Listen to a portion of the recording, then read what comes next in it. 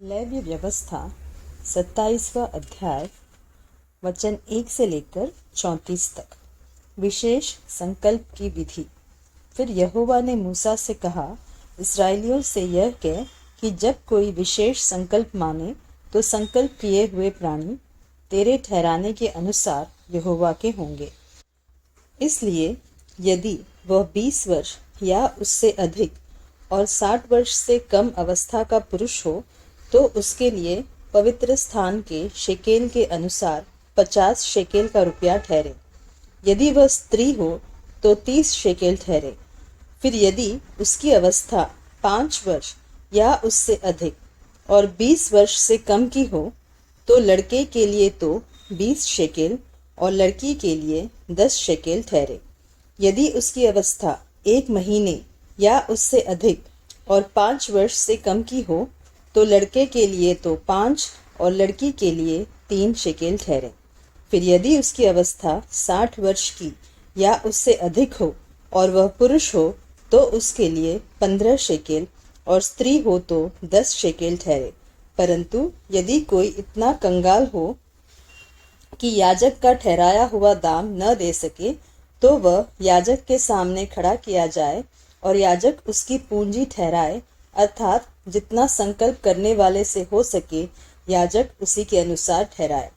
फिर जिन पशुओं में से लोग यहोवा को चढ़ावा चढ़ाते हैं, यदि ऐसों में से कोई संकल्प किया जाए तो जो पशु कोई यहोवा को दे वह पवित्र ठहरेगा। वह उसे किसी प्रकार से न बदले, न तो वह बुरे के बदले अच्छा और न अच्छे के बदले बुरा दे। और यदि वह उस पशु के बदले दूसरा पशु दे तो वह और उसका बदला दोनों पवित्र ठहरेंगे। और जिन पशुओं में से लोग यहोवा के लिए चढ़ावा नहीं चढ़ाते, ऐसों में से यदि वह हो तो वह उसको याजक के सामने खड़ा कर दे।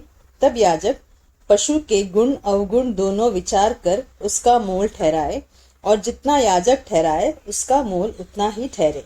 पर यदि संकल्प करने वाला उसे किसी प्रकार से छुड़ाना चाहे तो जो मोल याजक ने ठहराया हो उसमें उसका 5वां भाग और बढ़ाकर दे। फिर यदि कोई अपना घर यहोवा के लिए पवित्र ठहराकर संकल्प करे तो याजक उसके गुण अवगुण दोनों विचार कर उसका मोल ठहराए, और जितना याजक ठहराए उसका मोल उतना ही ठहरे।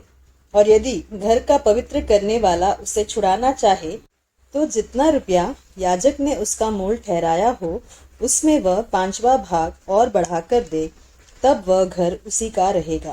फिर यदि कोई अपनी निज भूमि का कोई भाग यहोवा के लिए पवित्र ठहराना चाहे तो उसका मोल इसके अनुसार ठहरे कि उसमें कितना बीज पड़ेगा।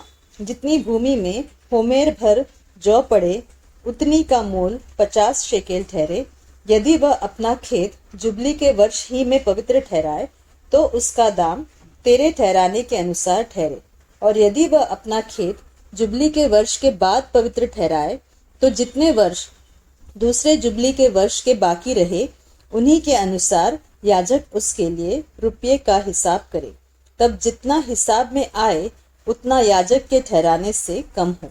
और यदि खेत का पवित्र ठहराने वाला उसे छुड़ाना चाहे तो जो दाम याजक ने ठहराया हो उसमें वह 5वां भाग और बढ़ा कर दे, तब खेत उसी का रहेगा। पर यदि वह खेत को छुड़ाना न चाहे या उसने उसको दूसरे के हाथ बेचा हो तो खेत आगे को कभी न छुड़ाया जाए। परंतु जब वह खेत जुबली के वर्ष में छूटे तब पूरी रीति से अर्पण किए हुए खेत के समान यहोवा के लिए पवित्र ठहरे, अर्थात वह याजक ही की निज भूमि हो जाए। फिर यदि कोई अपना मोल लिया हुआ खेत जो उसकी निज भूमि के खेतों में का न हो यहोवा के लिए पवित्र ठहराए तो याजक जुबली के वर्ष तक का हिसाब करके उस मनुष्य के लिए जितना ठहराए उतना ही वह यहोवा के लिए पवित्र जानकर उसी दिन दे दे। जुबली के वर्ष में वह खेत उसी के अधिकार में जिससे वह मोल लिया गया हो फिर आ जाए, अर्थात जिसकी वह निज भूमि हो उसी की फिर हो जाए। जिस जिस वस्तु का मोल याजक ठहराए उसका मोल पवित्र स्थान ही के शेकेल के हिसाब से ठहरे। शेकेल 20 गेरा का ठहरे। पर घरेलू पशुओं का पहलौटा जो पहलौटा होने के कारण यहोवा का ठहरा है उसको कोई पवित्र न ठहराए, चाहे वह बछड़ा हो, चाहे भेड़ या बकरी का बच्चा, वह यहोवा ही का है। परंतु यदि वह अशुद्ध पशु का हो, तो उसका पवित्र ठहराने वाला उसको याजक के ठहराए हुए मोल के अनुसार उसका 5वां भाग और बढ़ाकर छुड़ा सकता है, और यदि वह न छुड़ाया जाए तो याजक के ठहराए हुए मोल पर बेच दिया जाए। परंतु अपनी सारी वस्तुओं में से जो कुछ कोई यहोवा के लिए अर्पण करे, चाहे मनुष्य हो चाहे पशु, चाहे उसकी निज भूमि का खेत हो, ऐसी कोई अर्पण की हुई वस्तु न तो बेची जाए और न छुड़ाई जाए। जो कुछ अर्पण किया जाए वह यहोवा के लिए परम पवित्र ठहरे।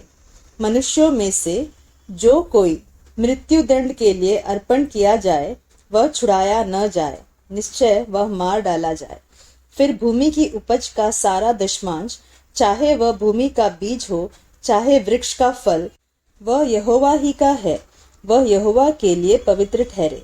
यदि कोई अपने दशमांश में से कुछ छुड़ाना चाहे तो 5वां भाग बढ़ाकर उसको छुड़ाए।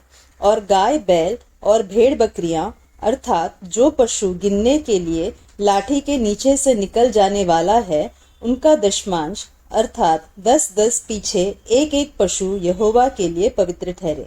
कोई उसके गुण अवगुण न विचारे और न उनको बदले, और यदि कोई उसको बदल भी ले तो वह और उसका बदला दोनों पवित्र ठहरे, और वह कभी छुड़ाया न जाए। जो आज्ञाएं यहोवा ने इस्राएलियों के लिए सीनै पर्वत पर मूसा को दी थी, वे ये ही है।